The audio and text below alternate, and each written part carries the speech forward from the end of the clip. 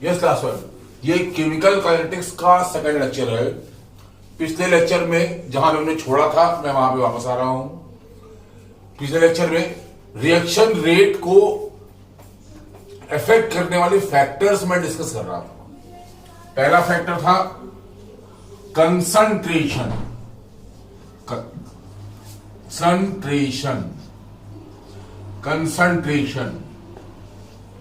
Concentration मतलब जैसा कि लॉ ऑफ मास एक्शन कहता है कि रिएक्टेंट का अमाउंट जितना ज्यादा होगा रिएक्शन का रेट भी उतना ही ज्यादा होगा, ये कहता है लॉ ऑफ मास एक्शन। तो रिएक्टेंट का अमाउंट ज्यादा लेकर चलेंगे जिससे कि रिएक्शन का रेट फास्ट होता है। For example nitrogen and hydrogen Haber's process से जब अमोनिया फॉर्म की जाती है तो रिएक्शन है N2 plus 3H2 gives 2NH3। यहां इनका रेशो 1:3 का है, लेकिन रेशो हमेशा हायर लेके चला जाता है। क्यों? क्योंकि अगर इनका अमाउंट ज्यादा होगा तो अमोनिया का प्रोडक्शन ज्यादा होगा। दूसरा जो मेजर फैक्टर है,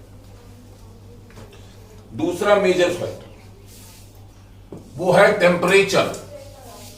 दूसरा मेजर फैक्टर टेम्परेचर, कल यही भी छोड़ा था मैंने। टेम्परेचर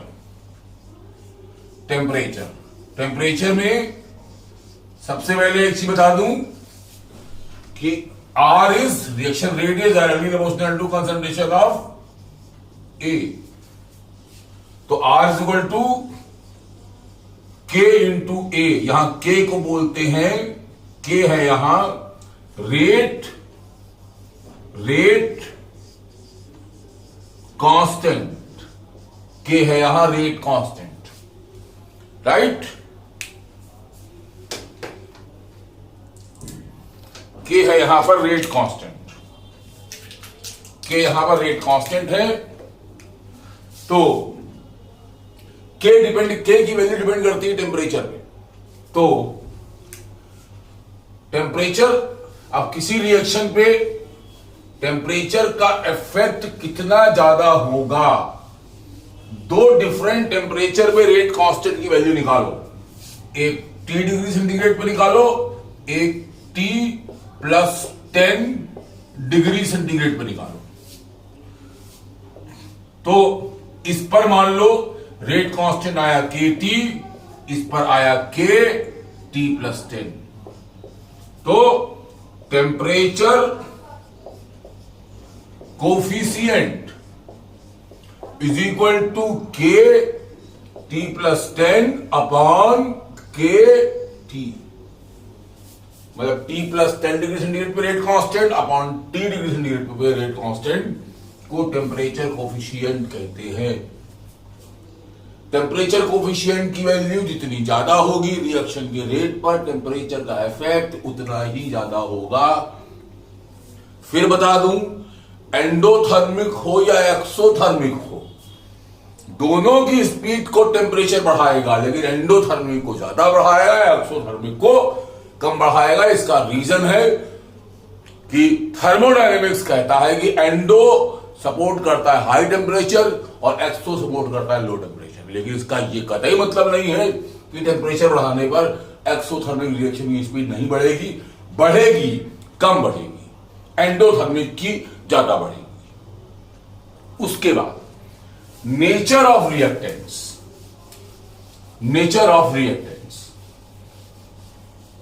रिएक्टेंट पार्टिकल्स का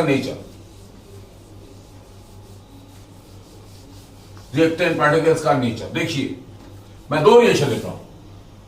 2NO plus O2 gives 2NO2 और 2CO plus O2 gives 2CO2। देखने से दोनों रिएक्शन एक जैसी लग रही है, लेकिन ऊपर वाली है स्लो और नीचे वाली है फास्ट। कारण इफ दे लुक लाइक, इसका मतलब ये कहीं से नहीं हो गया कि उनका रिएक्शन रेट एक जैसा होगा। No, which molecule is participating in the reaction, कौन सा मॉलिक्यूल है जो रिएक्शन में पार्टिसिपेट कर रहा है। जहां CO है वहां NO है, राइट। दोनों का मॉलिक्यूलर वेट अलग अलग है, तो रिएक्शन का रेट भी अलग अलग होगा, राइट। नेक्स्ट पार्ट,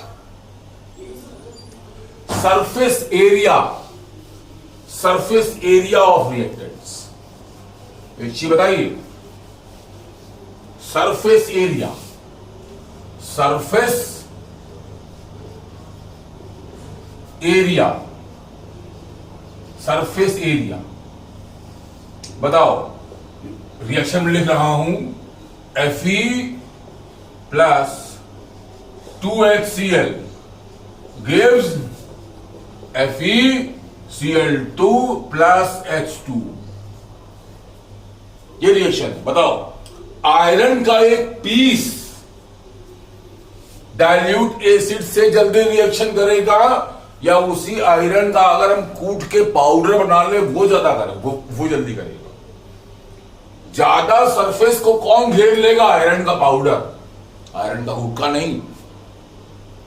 तो ज्यादा सरफेस एरिया किसका? आयरन के पाउडर का, राइट।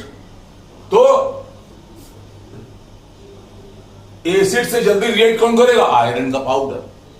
उसके पीछे रीजन भी है भाई, आयरन के गुटके की आपने एसिड से रिएक्शन कराई, आयरन के पीस की आपने एसिड से रिएक्शन कराई, तो एसिड के कांटेक्ट में आयरन के वही एटम्स आए जो आयरन की सरफेस में थे, आयरन के बल्क के अंदर के नहीं आए। लेकिन जब आपने पाउडर बना दिया तब सारे पार्टिकल्स एसिड के कांटेक्ट में आ रहे हैं। ऑब्वियस सी बात है, इफेक्टिव कंसंट्रेशन ऑफ रिएक्टेंट बढ़ गया, तो रिएक्शन का रेट तो बढ़ना तय है। तो सरफेस एरिया जितना ज्यादा होगा, रिएक्शन की स्पीड उतनी ही फास्ट होगी। Next case, presence of light, presence of light, presence of light, presence of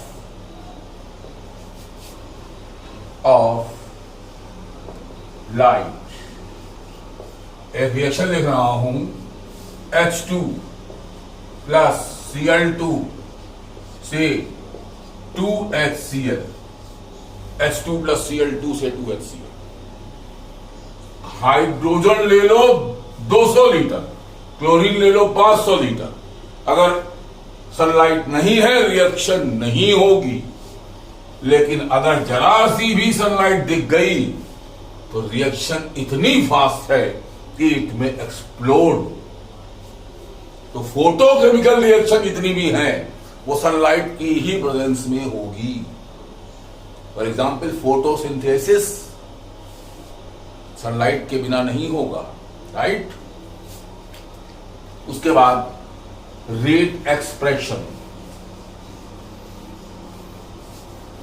rate expression.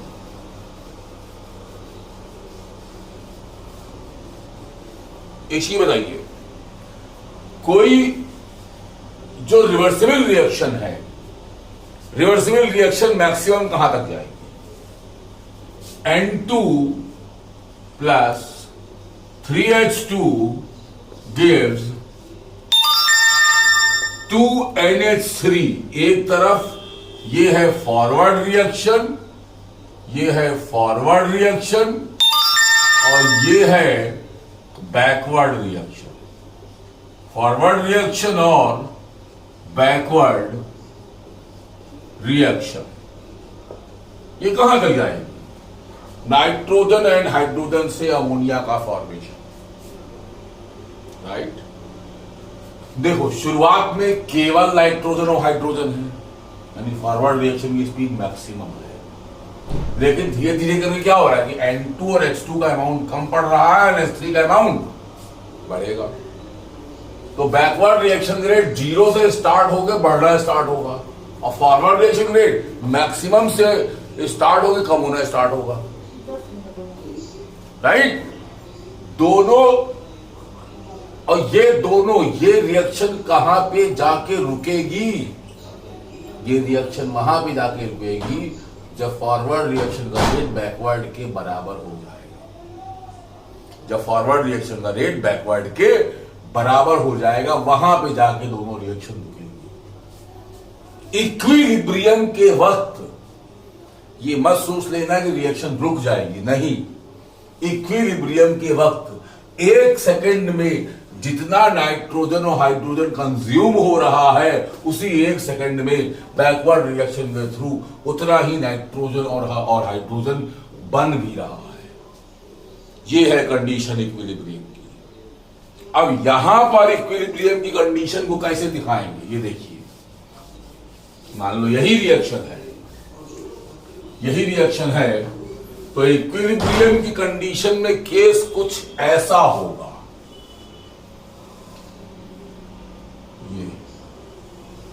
ये और ये कुछ ऐसा केस होगा। ये है फॉरवर्ड रिएक्शन, ये है बैकवर्ड। फॉरवर्ड मैक्सिमम से स्टार्ट होके एक स्टेबल कंसंट्रेशन ऑक्यूपाई कर लेगी। बैकवर्ड 0 से स्टार्ट होके एक स्टेबल कंसंट्रेशन ऑक्यूपाई कर लेगी। यहां पर जहां पे दोनों की स्पीड बराबर हो गई, वहां पर इक्विलिब्रियम आ गया। यहां पर आ गया इक्विलिब्रियम, राइट। खुद देख लो, फॉरवर्ड की स्पीड मैक्सिमम से स्टार्ट हुई, बैकवर्ड की स्पीड 0 से स्टार्ट, राइट। यहां पे कंसंट्रेशन है ए, यहां टाइम है। यहां केवल कंसंट्रेशन लेते, कंसंट्रेशन फॉरवर्ड में रिएक्टेंट का होगा, बैकवर्ड में प्रोडक्ट का होगा, राइट। उसके बाद afterwards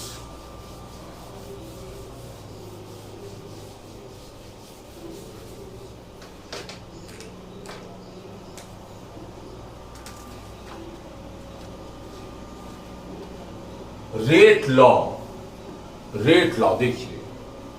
for example, A plus B gives C plus. Law of mass action क्या कहता है? लॉ ऑफ मास एक्शन कहता है कि इक्वेशन कुछ ऐसी होगी, R is equal to K into concentration of A की power A, concentration of B की पावर बी। ये कहता है law of mass action. But rate law is something else. Rate law कहता है कि R is equal to K into concentration of A की power x into concentration of B की power y। यहां x क्या है? ए के रिस्पेक्ट में रिएक्शन का ऑर्डर, y क्या है? बी के रिस्पेक्ट में रिएक्शन का ऑर्डर। मान लिया ए का अमाउंट 2 गुना करने पर रिएक्शन रेट 4 गुना हो गया, तो 2:4 मतलब 1:2 मतलब ए के रिस्पेक्ट में रेट 2 है, x की वैल्यू 2 हो जाएगी। अब मान लो बी का अमाउंट 5 टाइम्स करने पर भी रिएक्शन के रेट में कोई फर्क नहीं आता, इसका मतलब y 0 है। x और y ये ऑर्डर्स होते हैं। x और a आपस में कोई रिलेशन नहीं है। अगर सेम आ रहे हैं, ये केवल कोइंसिडेंस है, इनके बीच में आपस में कोई रिलेशन नहीं। जो एक्चुअल चीज अब यूज होती है वो है rate law of mass action अब यूज नहीं होता है। रेट लॉ में ऑर्डर का इंट्रोडक्शन होता है। ऑर्डर की मतलब उन रिएक्टेंट पार्टिकल्स का नंबर जिनका कंसंट्रेशन चेंज होने पर रिएक्शन का रेट चेंज हो जाता है, उसे ऑर्डर कहते हैं, right. Afterwards order and molecularity. Order मैंने बता दिया, मॉलिक्यूलरिटी। मॉलिक्यूलरिटी क्या है? ऑर्डर मैंने अभी बताया कि लेट अस सपोज ए प्लस बी गिव्स प्रोडक्ट्स है, मान लो प्रोडक्ट्स है। ए का कंसंट्रेशन 2 गुना करने पर रिएक्शन रेट अगर 4 गुना हो गया तो ए के रिस्पेक्ट में आई रेट 2। बी का कंसंट्रेशन 3 गुना करने पर रिएक्शन का रेट भी 3 गुना हो गया तो बी के रिस्पेक्ट में ऑर्डर आया 1। ये तो ऑर्डर है, लेकिन मॉलिक्यूलरिटी क्या है? The number of reactant particles taking part in the reaction is known as molecularity. Molecularity यहां 2 है और ऑर्डर ए के रिस्पेक्ट में ही 2 है और बी के रिस्पेक्ट में 1 है। Molecularity is number of reactant particles taking part in the reaction. Reaction में पार्टिसिपेट करने वाले रिएक्टेंट पार्टिकल्स के नंबर को मॉलिक्यूलरिटी कहते हैं। मॉलिक्यूलरिटी और ऑर्डर में डिफरेंस बहुत पूछा जाता है। Order is a lab oriented concept, molecularity is a theoretical concept. Order can be zero, molecularity can not be zero. Order can be in fraction, molecularity can not be in fraction. Molecularity is always a whole integer because it is the number of reactant particles. Reaction को देखकर उसकी molecularity हम बता सकते हैं, reaction को देखकर हम उसका ऑर्डर नहीं बता सकते। ऑर्डर बताने के लिए जब कभी भी आपसे कहा जाएगा तो आपको रीडिंग सप्लाई की जाएंगी। अभी इस पर बेस्ड क्वेश्चंस में कराऊंगा, जब रीडिंग दी होंगी और ऑर्डर निकाला जाएगा। Is it clear? हाँ, नाउ आफ्टरवर्ड्स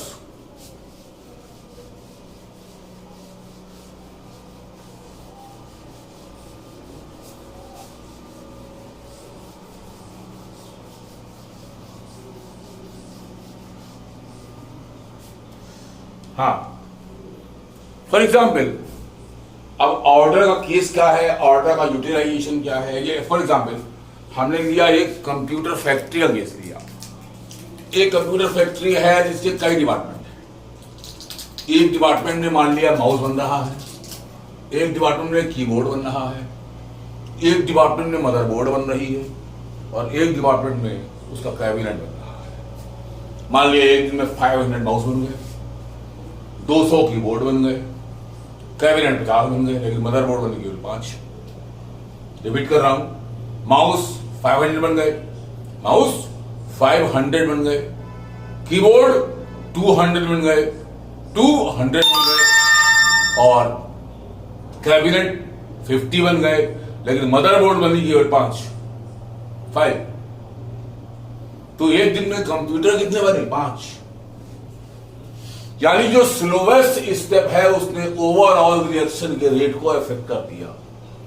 वो रिएक्शन जो कई स्टेप से मिलकर बनी है उसमें जो स्टेप स्लो होगा, स्लोवेस्ट स्टेप को रेट डिटरमाइनिंग स्टेप कहते हैं। Slowest step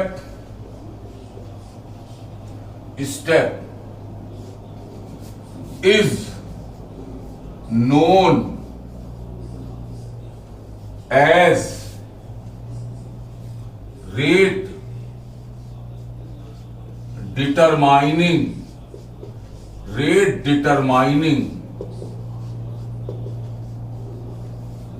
step. Slowest step is known as rate determining step. Slowest step rate को डिटरमाइन करता है। फिर बोल रहा हूं, रिएक्शन को देखकर उसका रेट, उसका ऑर्डर नहीं बताया जा सकता। तो आप मुझसे क्वेश्चन कर सकते हैं कि फिर हम कैसे बताएं, कौन सा स्टेप स्लो है, कौन सा स्टेप फास्ट है। यूजुअली इसके लिए एक रिएक्शन जितने भी स्टेप से मिलकर बनी हो, हर स्टेप का रेट कांस्टेंट दिया जाता है। जिसका रेट कांस्टेंट लीस्ट होगा, सबसे कम होगा, वो स्टेप स्लोवेस्ट होगा। और स्लोवेस्ट स्टेप का जो ऑर्डर होगा वो ओवरऑल रिएक्शन का ऑर्डर होगा। स्लोवेस्ट स्टेप की जो मॉलिक्यूलरिटी होगी वो ओवरऑल रिएक्शन की मॉलिक्यूलरिटी होगी। एक चीज पे ध्यान देना, ओवरऑल ऑर्डर नाम का टर्म मीनिंगलेस है। ऑर्डर कभी ओवरऑल नहीं होता। ओवरऑल मॉलिक्यूलरिटी मीनिंगलेस, मॉलिक्यूलरिटी कभी ओवरऑल नहीं होती। ओवरऑल होती है reaction.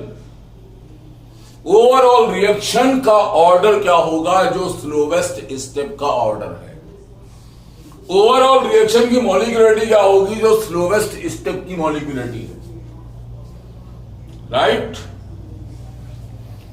Afterwards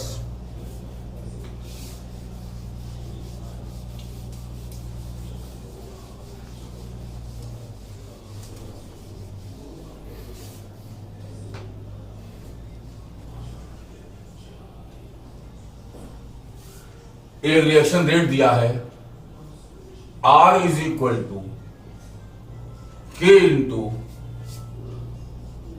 concentration of A की power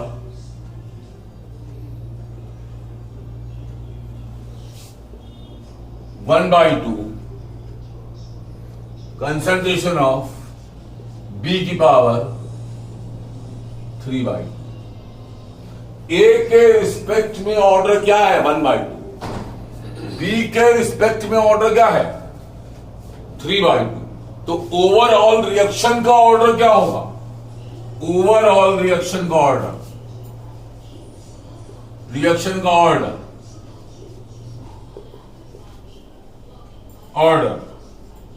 is 1/2 plus 3/2. 4/2 means 2.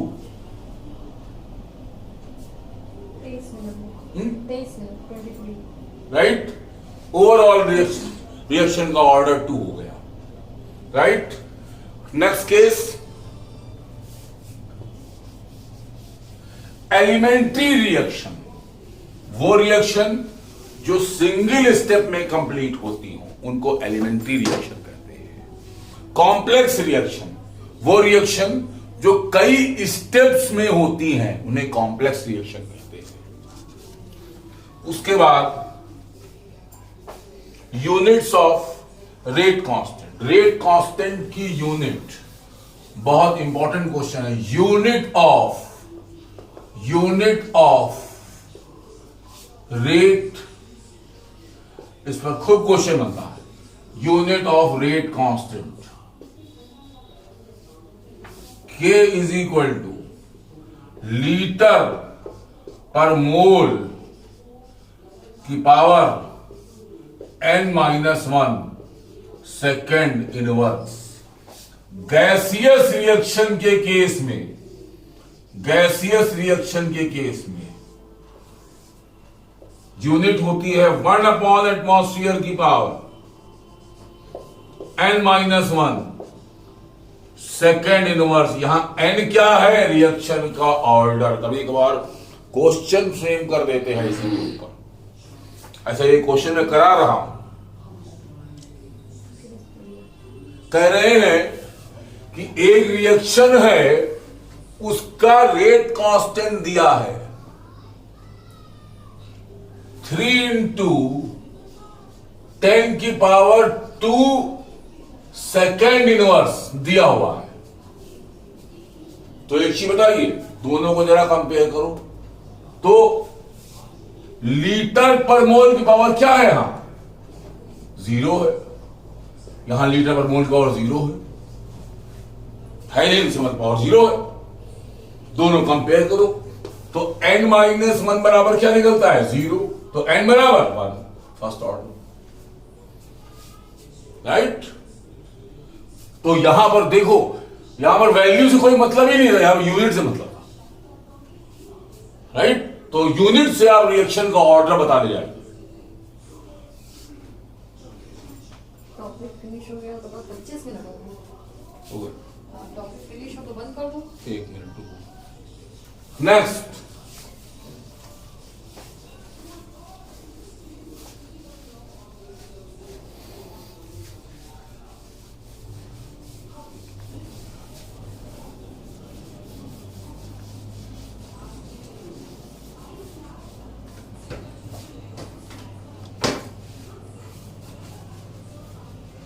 the rate of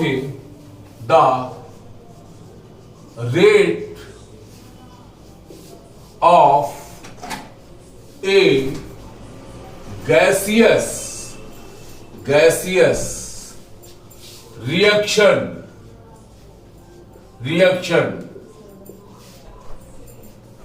becomes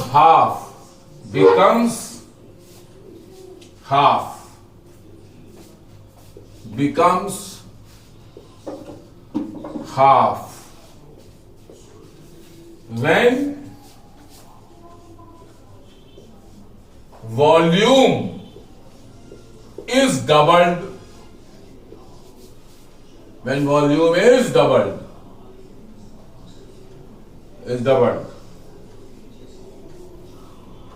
Find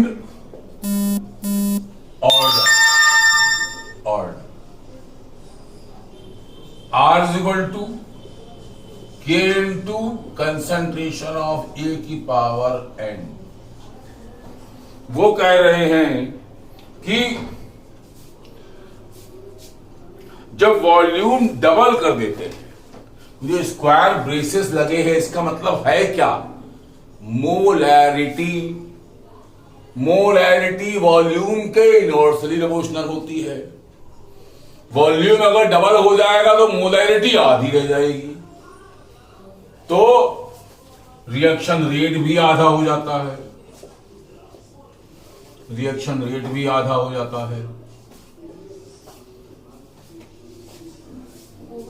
right?